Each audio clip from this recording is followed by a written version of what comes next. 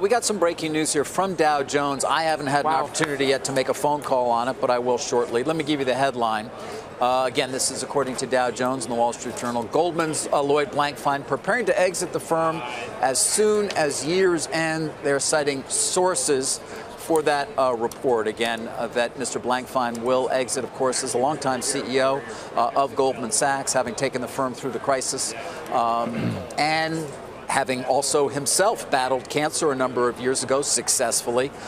He has been ensconced in the job for quite some time. There is certainly been an active competition underway between the likes of David Solomon and Harvey Schwartz to replace Mr. Blankfein. They are the two leading candidates to do so unless they were to go to a different generation. Well, somebody just became available again, Gary Cohn.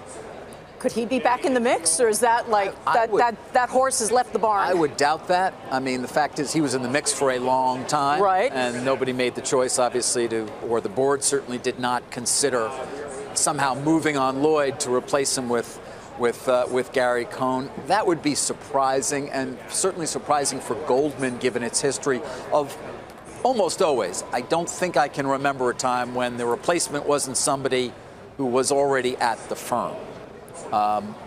He was gone for, 18 months. Mm-hmm. So we'll see. In some ways, not a surprise, because there's been a lot of talk about this. At the same time, I think, in speaking to people at Goldman Sachs, there has been an expectation it could be another 2-3 years before Mr. Blankfein made his exit. And that, of course, is important to the likes of a David Solomon or a Mr. Schwartz, because they're, certainly Solomon, they're not youngsters themselves.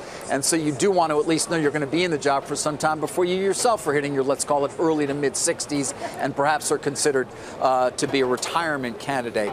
I'd love to make a couple of calls here as well and sort of get a little more sense as to this. We're not ready for the commercial break yet. Headline. We're not ready for the commercial break yet, so you're going to have to wait. There's a very different path than Jamie Dimon, right?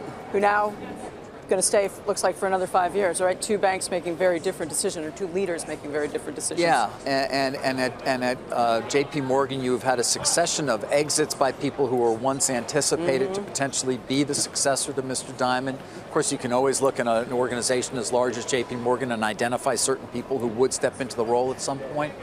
But this would be a very significant move, and one that I think you could argue perhaps in some ways a bit sooner than some had anticipated.